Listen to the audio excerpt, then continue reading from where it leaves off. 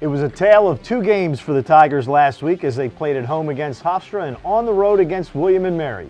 The Tiger Basketball Report starts now.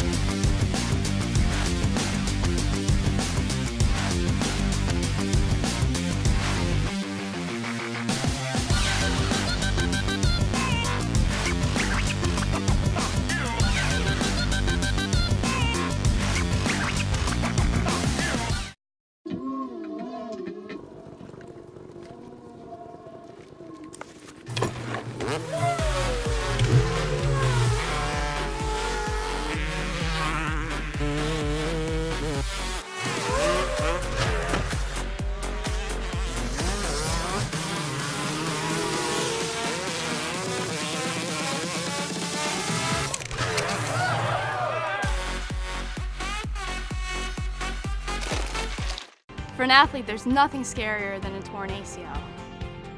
Athletes trust us with their care and their careers because we're a recognized leader in sports medicine.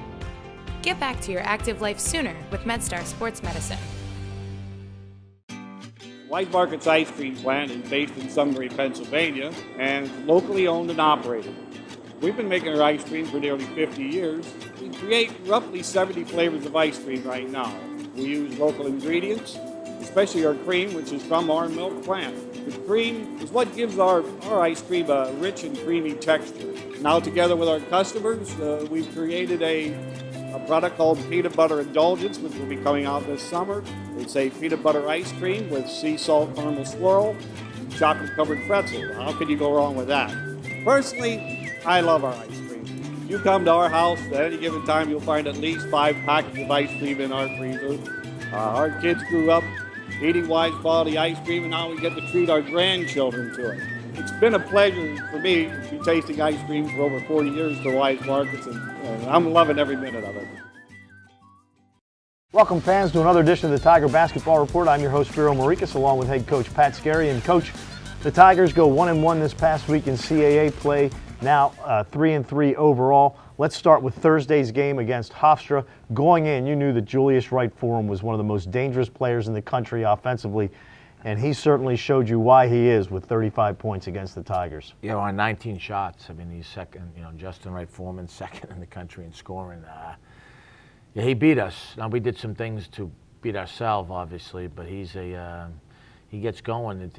He's tough to stop. Threes, free throws, tough twos. He can score at all 3 levels. I'm more disappointed. Actually, we were up 10 with 5 to go, and that'll be the big theme moving forward. Our ability to close games. It's unfortunately come up a couple times, and we've paid the price for it. Hopefully, we've learned from that. That's not to take anything away from Hofstra. They kind of hung around all night, and then snuck out the door with our dry cleaning at the last minute, So that one hurt, but he certainly had a lot to do with beating us. What was it over that last 5 minutes that allowed them to come back? In my mind, a couple things. We had a couple of bad shots / turnovers. We never got stops. I mean, we didn't really guard the way we're capable of guarding, And to be quite honest, I didn't like our practice intensity for a couple of days. Not going to call out names, but we had to get at a couple guys, key guys, for a couple of days beforehand. I think sometimes you play with fire, you get burnt. Hofstra's good. I mean, they're good. The team has a chance to win the league and be a postseason team. But, we kind of found a way, like I said, to get up 10. We're not playing great, but up 10, and we need to finish the game the right way. We didn't do that, and it's hard to point like some people say, we had a couple turnovers late, but we shot 54% for the game. We missed some big free throws, but we were 21 for 28 for the game. So we didn't rebound, we didn't guard, which hurts us, and I think that's sometimes a byproduct of our focus at times. This has been a little more challenging group, not from a talent standpoint, but because we have ability to score. I'm questioning at times our commitment to our defense. Like we're leading in conference play, we're leading in all offensive categories, like field goal percentage, and I think we're first, second, and threes, and That's cool. It's great. We're a lot more efficient offensively, but at times I think lately we've take our foot off the gas defensively. Even though going into the William and Mary game, and I haven't checked, but going into the William and Mary game, you were still the best field goal percentage defensive team in the conference. We are still statistically. I think the one thing we hopped to our guys before we played William and Mary. Obviously, we really challenged them. We said we were 10-1, and we just went 2-5. Did you guys have any idea what we shot from the field when we were 10-1? I told you this.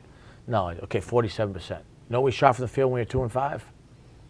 47%. So it's not the offense, our defensive numbers. And our league is statistically is like the best offensive league in the country. And we're certainly having a terrific year offensively.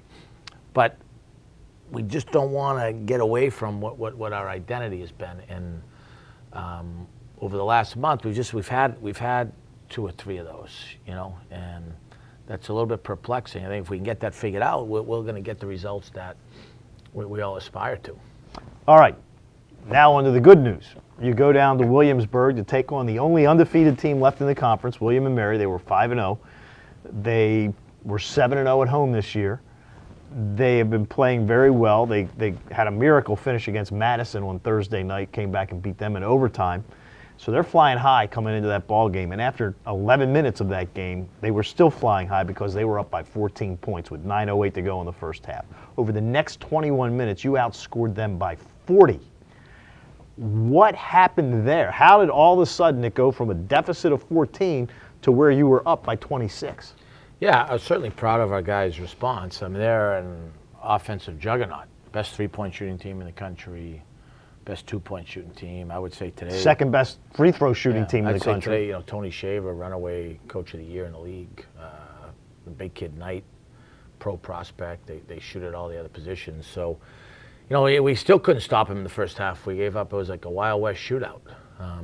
We got clicking on offense.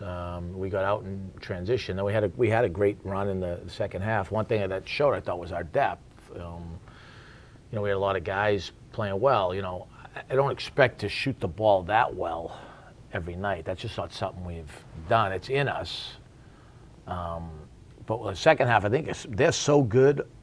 Like, what I did like was that we held them at 39% in the second half. I didn't like it in the first half.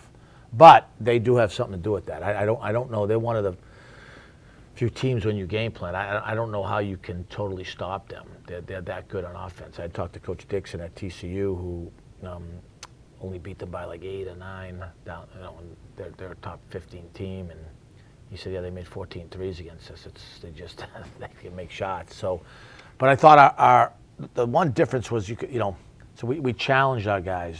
Some of them we challenged them pretty direct. So you don't know what you're going to get, but I felt like we needed to see what we were going to get. So, but I think our togetherness, our intensity was pretty strong throughout that game. Even when it was a great crowd and they've been playing well, and even when at the start, I thought at least we were into the game. I felt like Hofstra, come on, man, where's the, who's helping other guys? I really noticed on Saturday, it wasn't showing up in a box score as well as he played, but Zane Martin in huddles was very positive with guys and some of those type of things. We need more of that from multiple guys moving forward.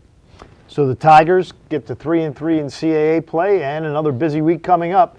They will be at home to take on the Drexel Dragons on Thursday, and then on Saturday, travel down to North Carolina to take on UNC Wilmington. We'll talk about that on the next edition of the Tiger Basketball Report. For head coach Pat Skerry, I'm Spiro Morekas. Thanks for joining us, and as always, go Tigers.